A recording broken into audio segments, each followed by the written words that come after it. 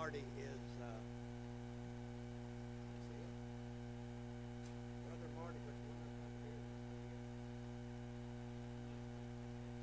He's in the Bible. Brother Marty has had surgery. He's not, I don't think, able to get out yet. He is in some pain. So I'm going to cover the questions this morning, Zechariah chapter 10 through Malachi. So in verse 4 of chapter 10, it speaks of a cornerstone. Who is that cornerstone? In that same verse, it speaks of a tent peg. Who is that?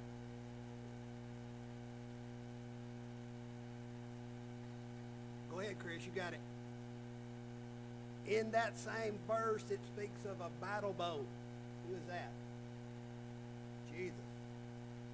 Who is over every ruler there in verse 4? Jesus. So we see prophecy coming into place, prophesying about Jesus. Zechariah chapter 11, verse 13, Zechariah said, "Give me my wages," which were what? What were his wages? Now, what do we know about 30 pieces of silver? Okay, Judas asked for 30 pieces of silver. Now, I did a little study on this 30 pieces of silver. 30 pieces of silver was the minimum that they would pay for a slave. The minimum. Even though it was significant, it was the minimum price they would pay for a slave. So Jesus was sold for 30 pieces of silver, which was a minimum. In Zechariah chapter 12, in verse 10, when they look on him whom they have pierced, what will they do?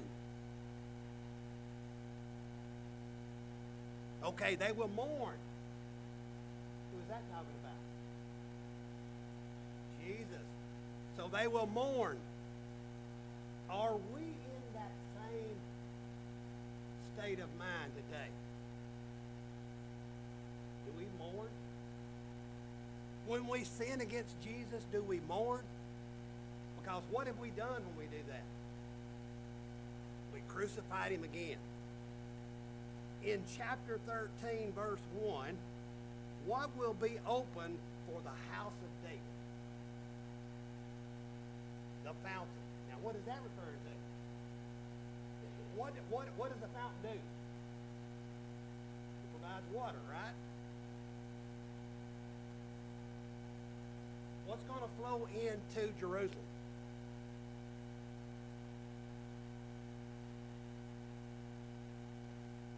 That's right. So all nations will flow into God's kingdom when Jesus comes. Zechariah. Go ahead.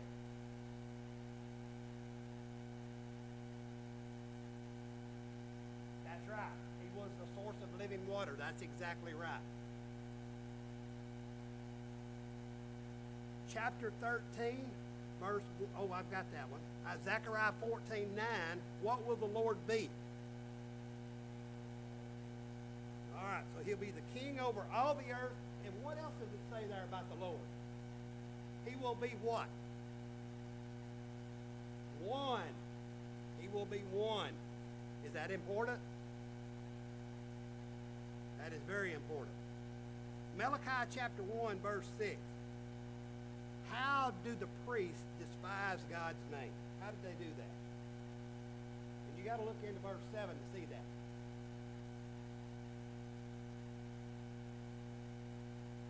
Yeah. So they polluted the offering on the altar because they offered those that were blemished, those that were blind, not the very best. God always expects the very best, right?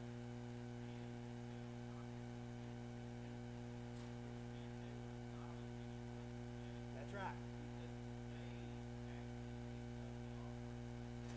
Exactly. That's right. That's exactly right. That's exactly right. So what does that teach us today? We are to do what? Give God what? The very best we have. We give God our very best. Malachi chapter 2, verse 8. The priest is the messenger of God, it says in verse 7. But in verse 8, what did they do? What had they done? Okay, so they turned aside from the way. They caused people to stumble by their instructions. So they didn't do what God expected of them, did they? Yes. Malachi chapter 3, verse 1, God sends his messengers to do what?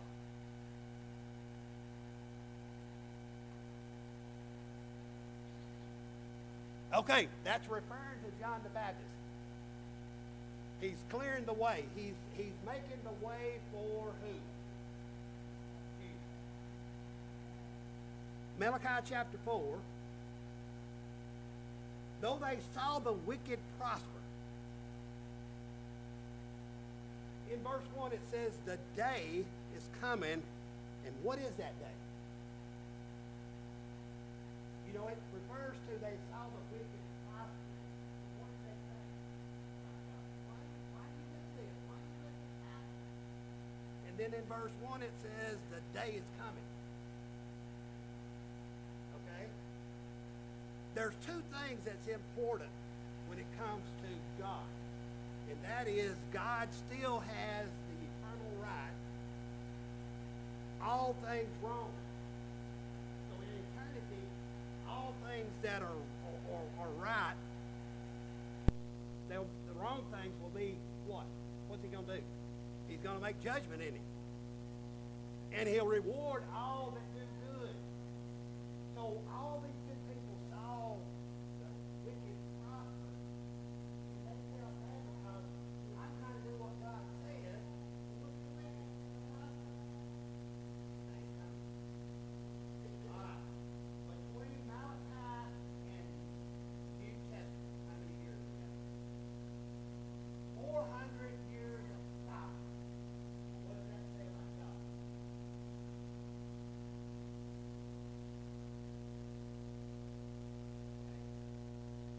God does all things in his time. 400 years after the last prophecy, before it began to be fulfilled. 400 years. What do we continue to do today? We don't have patience. Wait on God. In God's time, when we ask God to change, it's in his time that he gives us the things we need. And again, we may not need what we ask for.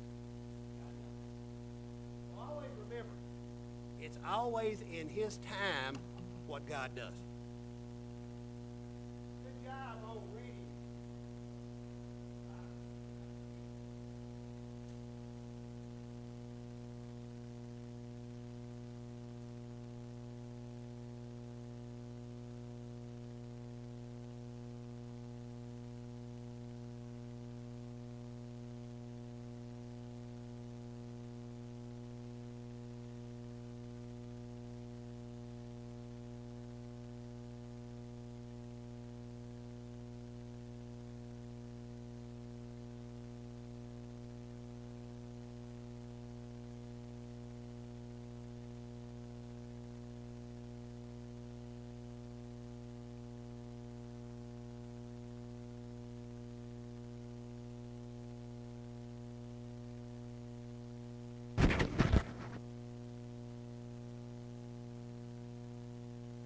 Isaiah 58 and 59. We're starting the very last section entitled The Glory for God's People in the New Zion.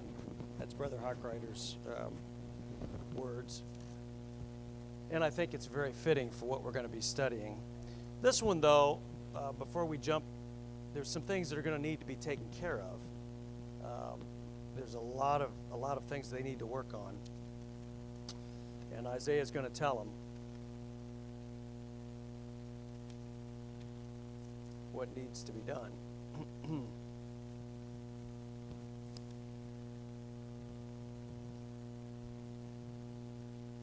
So in in chapter 58, we're going to be talking about some things that they were doing that needed improvement, and one of them was the Sabbath. They needed to start looking at the Sabbath and looking at the way that they were doing it, looking at the way that they fasted, the time where they set aside all things to think about the Lord. Those two items are addressed in 58, and there's a lot of sermons that have been preached using 58 and 59 because that keeping of the Sabbaths and the fasting can be brought forward. Those concepts can be brought forward. It's different today, but the concept of taking time out and thinking of God exclusively, trying to think of the actual wording they use, convicting your heart, afflicting, mourning, being very focused about your life, about having God and all the things He's done for us. Those things are very important for the Christian as well. Nothing has changed there. And fasting and the Sabbath were precursors to what we want to do, in our lives. We'll talk a little bit about that. The questions will kind of, I think, get us to have some thoughts on that. In 59, we're talking about them turning from God's laws. Surprise, surprise. That's a new thing for the folks of Judah, right? Yeah, no, it's not. It's not new. They've got that same issue. They're oppressing the vulnerable, taking advantage of them, making money from them, giving them loans. In other words, just being not concerned about those that really needed help. We all know people like that, and we come across them, and we help them when we see that as individuals, right? Conceiving and uttering from the heart words of falsehoods. I thought this was the most interesting of the three that we're going to find in 59. The way he worded that, I went back and read, and I thought, wow, that really was a good way to sum that up. I'll say it again. Conceiving is the word that sticks out in my mind. Conceiving and then uttering from the heart falsehoods. And of course, we know that the Lord, if we want to believe a lie, if we want to believe something that's true, we go out there to Scripture and we find two verses, and we clutch those two verses and we run with them, and we build a whole doctrine, a whole denomination, a whole everything from those two or three verses. It doesn't matter what else we see. It's in our heart now. We've conceived the falsehood in our hearts, and we're going to utter it from the heart. People are going to say, wow, Dwayne he really believes that. He's a good man. I'm going to follow him. Because a lot of times we wonder, how in the world do people believe this? When there's these three verses, we get it. We see those three verses. They're taken out of context. But there's 50 verses over here that say this. So what has to happen to the three? To bring it out and harmonize it. Because the Bible's not errant. It's not. The Lord's word is consistent. All of those things. But we have to be sure that we do that, and that's one of the things we're going to run across in 59. Turning from God's laws, oppressing the vulnerable, and conceiving and uttering from the heart words of falsehood. Was there any questions you had when you read through 58 and 59 that came to mind? I thought they were really good. I read them over and over. Let's take a look at the questions and see what kind of thoughts come to your mind as we go through. First of all, we're going to be talking about the observance of of fasting. What was the observance of fasting? When was the time when they were supposed to fast? The Day of Atonement. That's right. That's when God told them that they should fast. That was a morning. Yeah. Right. Yeah.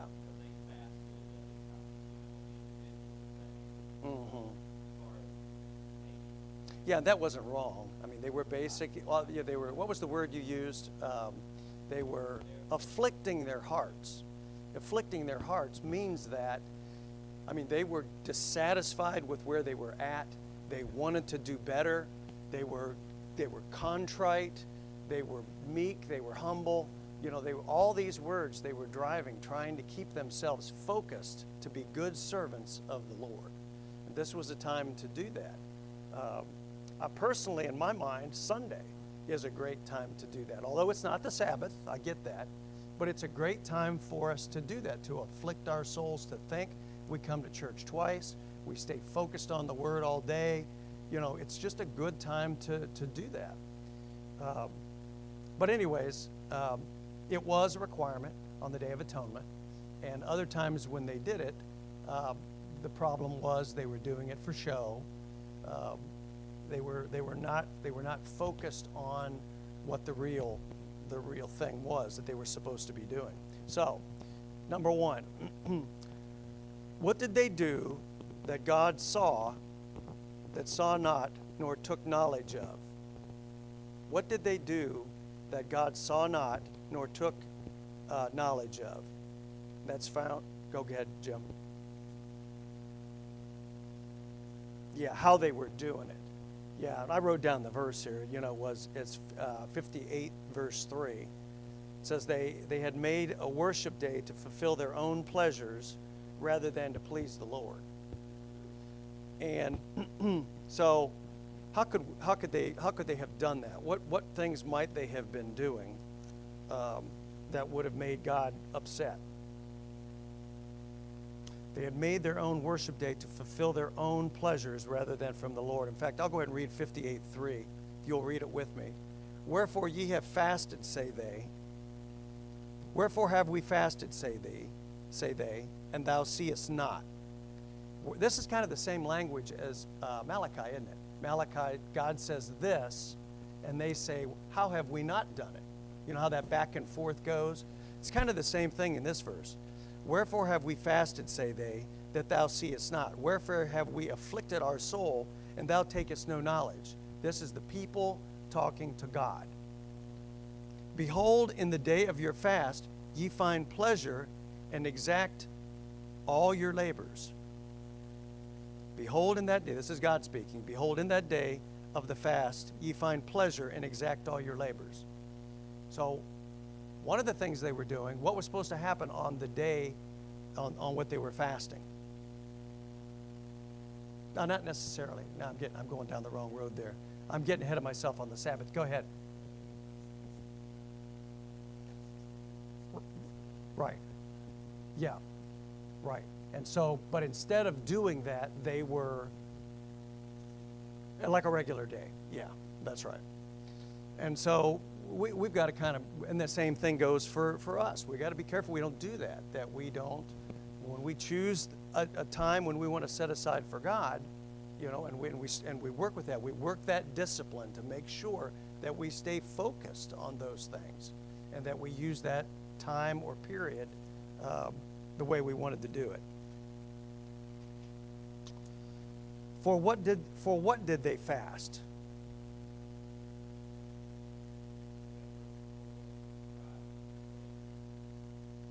For verse 4? Yeah, that's what I put down. I put I made like a little matrix there. In their minds, they were afflicting their souls in 58:3. They say they were doing that. And then Jonathan picked up in 4. They were, in reality, what was happening, what God was saying, was strife and debate, smiting with the fist of wickedness. And so he goes on to talk about some things that they were doing. What did you pick up that meant? Strife and debate, smite. Instead of coming together for afflicting their souls and thinking about God in their fast, what were they doing? Yeah. Yeah, and I said coming together. They weren't necessarily coming together and doing that. This was how they were treating one another. They were going forth and rather than having that spirit we read in Matthew 5, the humble, the contrite, the poor in spirit. Instead of having that, they were full of themselves and and treating one another very poorly, their brethren. Yeah, that's right. Right.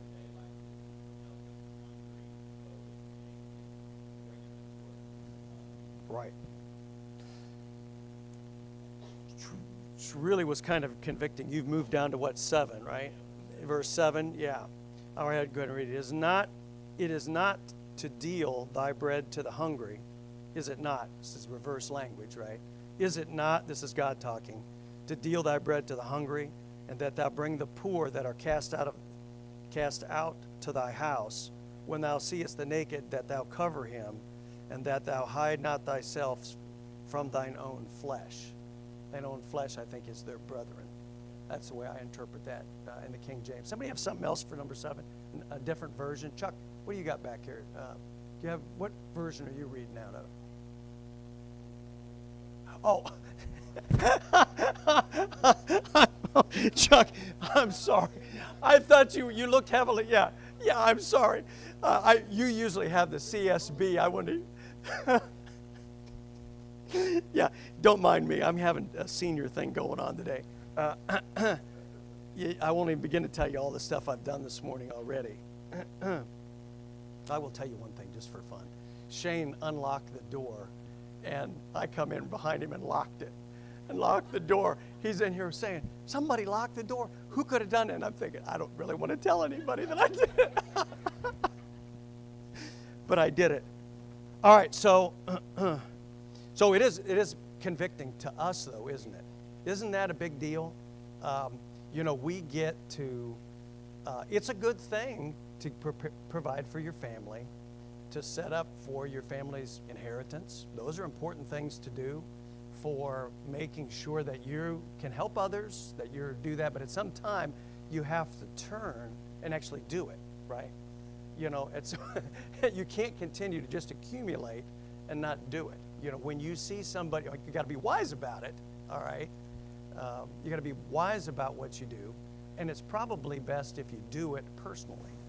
People that you know, versus just shipping money off to the Somalians in Africa, or because a lot of times the money never gets to the people. So you have to be wise in what you do it. Yes, you have to collect it. Yes, you have to do these things. But at the end of the day, it says right here in verse 7, they were doing something that God wanted them to do, but they were not doing the important things. We see that in the New Testament. There's the Pharisees were doing that, right? Yeah, they were. What's the verse say? They were right. Oh yeah, they were doing the right. Right. Yeah. So the cumin and all that was what they were doing, maybe for incense or something like that. Just really taking that sacrificial part of it really serious, and even doing a little extra, to go over the top. But at the end of the day, there was other concerns that they probably didn't like to do. Getting down with those dirty, greasy people that are, that are poor, and finding where the real needs are. That requires. And another thing, when you and we understand, when you touch those people, all of a sudden they become your friend for life. And you've got them. You're not going to just have them for a short time. They're now your bud. You're getting phone calls from them. You're getting all that. So anybody that's done that knows you don't just give somebody money. There's a whole, that person then becomes they're your people. And a lot of times, I don't know that you really, speaking from Dwayne, the other side, you don't know that you really want those people to be your people, but now they are your people. And if you do what God's saying here, then, you learn to enjoy it. Yeah. Yeah. Right.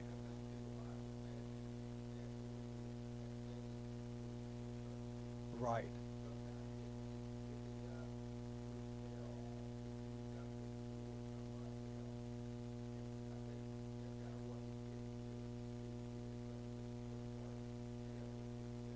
Yeah. Yeah, isn't it amazing how these things pull through the ages? You know, yeah, it's amazing how it all. That's another apologetic, right? How the two halves fit together, the Old and the New Testament. They're just hand in glove, and you can really see that this was not written by any human being. This came straight from the mind of God. Number 3, what would go before them? And what would be their reward? That's right. That's if they had these right attitudes, if they were doing the things that the Lord has talked about here in 1 through 10, 1 through 8, then 8 would occur, 1 through 7. If they did what we read in 1 through 7, then 8 would just naturally occur, what we read there.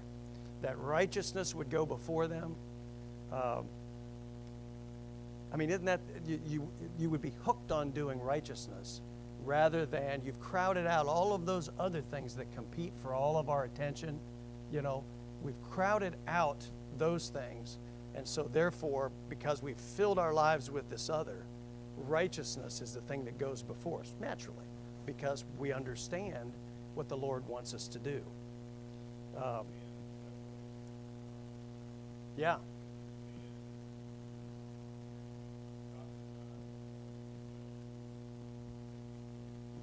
That's one of the capstone verses here. But, it seems like every couple of chapters we go, we run into a verse that we love and that we see all the time, and that really means something when we're talking to other people. And that one that we just talked about, 59, 1 and 2, is really a key one. Their light would rise in obscurity if they did what? A whole bunch of stuff. Correct. What verse did you use for that? Yeah. I also used 58:9. There was a whole raft of things in there, but it may not have been part of that context. But I went ahead and put it down anyways. Remove the yoke of affliction imposed upon their brethren. To desist, like from pointing their finger at them and being scornful. Now, we got to be careful when we apply this thing. Let's go ahead and look at 8 and 9. 58:8. Then shall thy light break forth as the morning, and thine health shall spring forth speedily, and thy righteousness shall go before thee. The glory of the Lord shall be their reward. Then shalt thou call, and the Lord shall answer. Let's see. Yeah, I don't know what I got going there. What was your answer, Alan? Yeah. Then shalt thou call, and the Lord shall answer. Thou shalt cry, and he shall say, Here am I. If thou take away from the midst of thee the yoke, the putting forth of the finger, and speaking vanity. And then on he goes on into the thing. What would occur if they would delight in the Lord? This is number 5.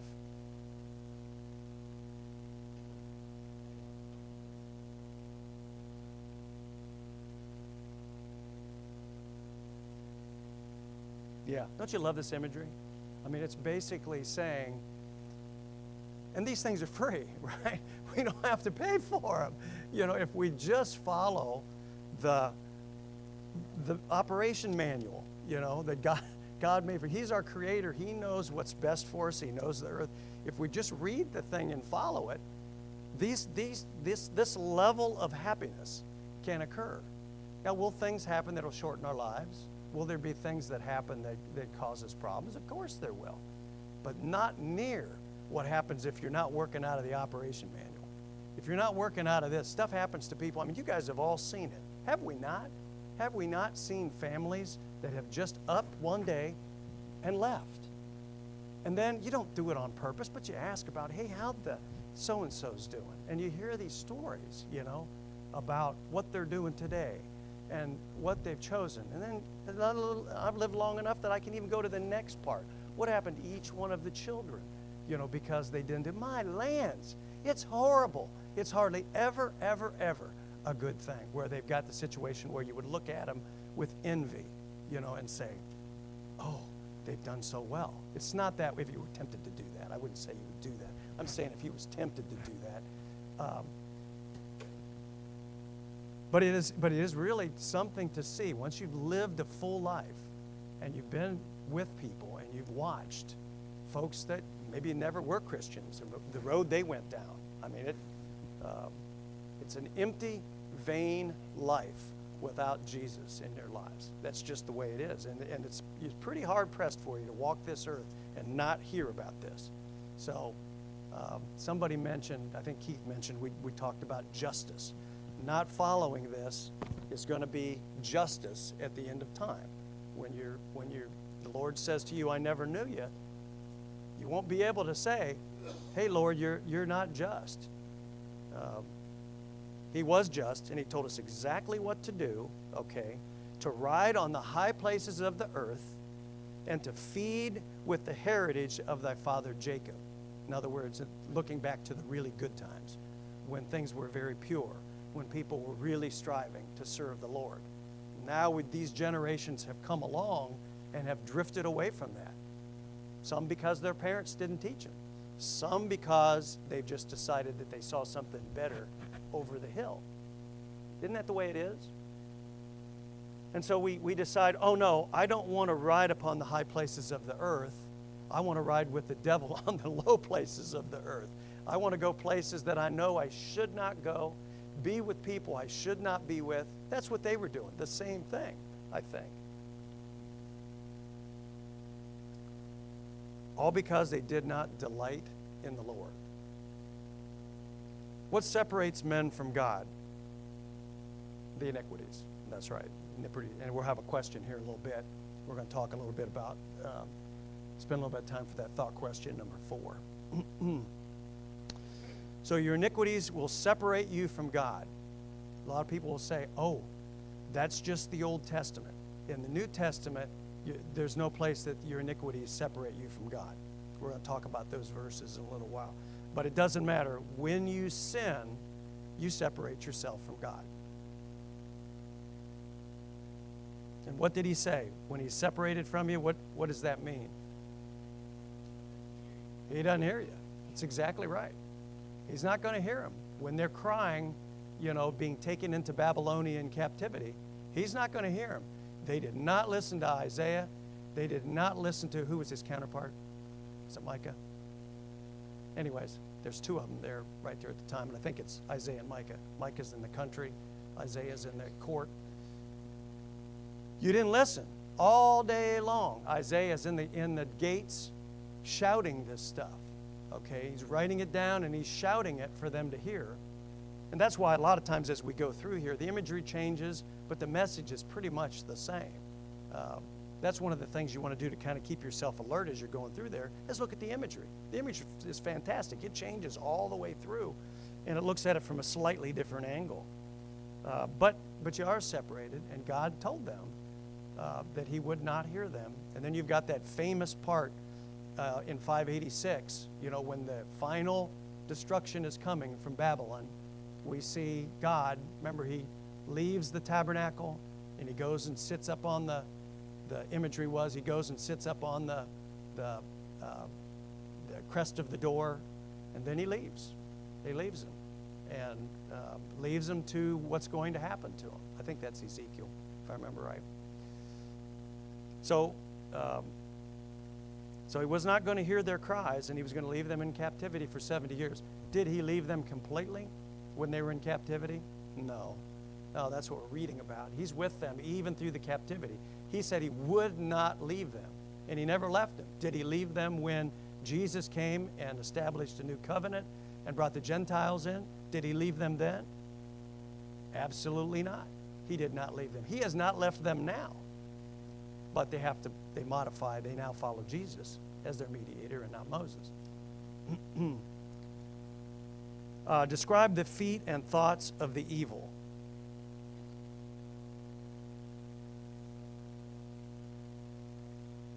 Yeah, what kind of mindset is this? When your feet run to evil. And again, super good imagery.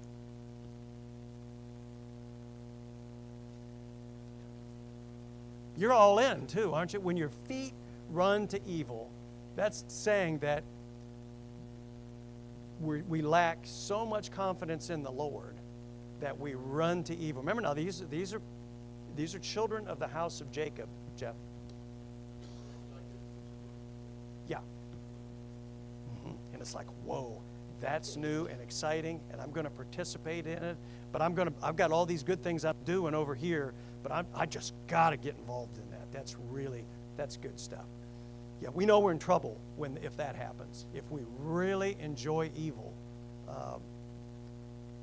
we've got to keep our minds off of it and keep our thoughts off of iniquity.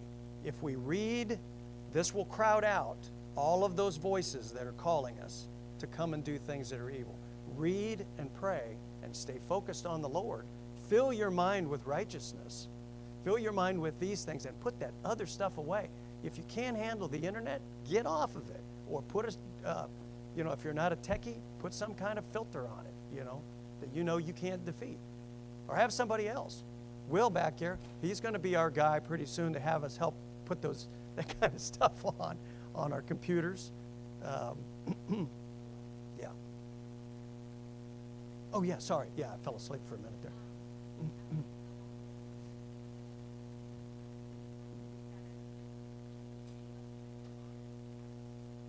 Yeah.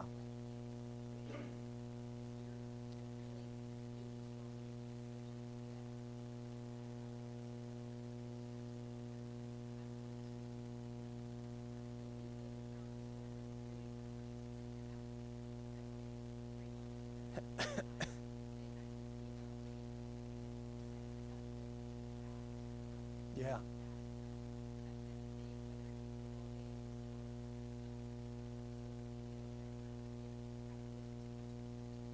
Mm-hmm. Yeah. What you're saying is good things can be on the list. Food. It could be grandkids. Grandkids may have to be set aside for a short time if we're not able to do both. That internet thing, the online stuff is really a good idea. I mean, that's, for us today, it's a good thing. Absolutely, it's a good thing. But bad things can happen if we spend too much screen time, we begin to look at everything, that way. Because it is important for us to get down and be human and talking to people and spending time with them and doing those things. We can teach people on Facebook, that's good, and we can teach people in person. We need to do both. Both are good things. But you're right, a fast might be something you call, to pull yourself away from that thing. My thing is fishing. I could spend every single day of my life fishing. But sometimes you got to pull back on stuff like that and say, no, this is not what I'm going to do. Fishing does not help the kingdom. Right? That type of fishing down at Chickasaw, it doesn't help the kingdom. Chuck, go ahead. Okay, do it. Oh my goodness, I don't know if I could do that. You got a lot of willpower, man.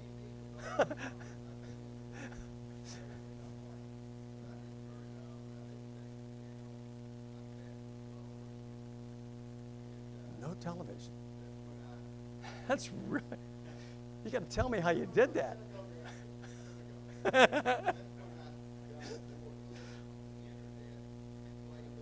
Yeah, right. Yeah. Yeah. Yeah, maybe what we could do is say, look, we're going to devote the same amount of time we read the Bible to the amount of time that we watch the television. Maybe that would be a good thing. Say, look, because I'll be honest, I watch about 3 hours a day. Well, I watch more than that when I watch news. I'm just talking about movies, Yeah, news, I'm really an addict on the news. In fact, Jonathan's told me, I was telling him I had anxiety the other day, and he looked at me and he said, Well, if you quit watching the news every day, you wouldn't have so much anxiety. And you know, it just dawned on me then. I never thought about this before until he said that, you know. Yeah.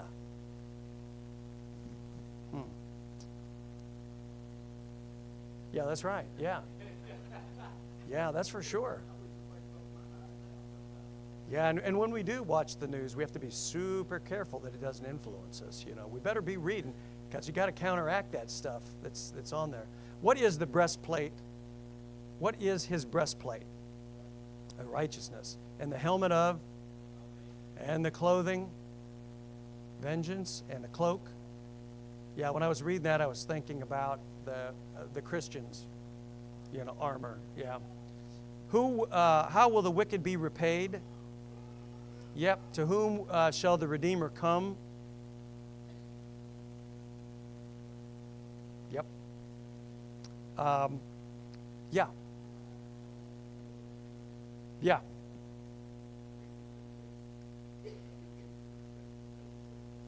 Yeah. Yeah. Yep.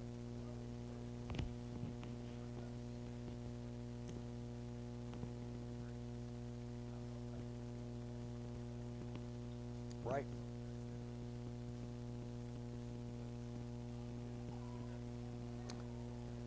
Yeah. It is. And what is important is here. Okay. It's really, and it hasn't changed. It was important then just as well as is important now. It has to be in our heart. It can't be formalism. It can't be something we're doing to impress our spouse or some girlfriend or whatever, because it's vain worship if it's that. It has to be here. It has to originate from our heart, and that's what had gone away. In fact, they were almost like, let's see, in Revelation, what's the first one church that lost their first love? Ephesus. And so I kind of saw that same thing right here in this worship in 58, 59. As I was reading through, my mind drifted over to that. To whom shall the Redeemer come? To Zion. And then, and he's going to turn, and to them that turn from transgression in Jacob. That's 59:20. And an apt way to end the two chapters, I thought. The true and false is, I've got true, true, false, true, true. Anybody have something different? Then he says, make a list of the expressions. That was interesting. I went to AI for that. That worked out really good. Yeah. There's no way I'm going to, you know, if I'd have known that, I'd done that while I was reading through it. But so I went through that, and it was a lot.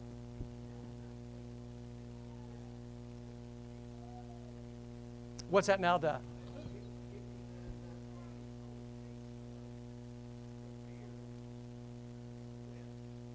Okay, so I put true. Did you put false? Okay. Oh, yeah, that's right. Yeah, that's why. Yeah, you're right. Way to go. We know you're reading close, though. Okay, because it wasn't there. That's right. Yeah. Some might say east. What are you smiling about? So, it says east. King James says east. Yeah. Yeah, he's right. It wasn't there. And I went back a couple of times to look at that, and then I thought, oh, wait a minute. It says the rising of the sun.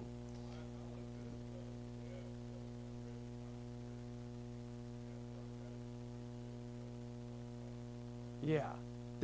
But, I mean, did your version not say the rising of the sun or east? Okay, yeah. And then the last thought question was about Calvinistic doctrine.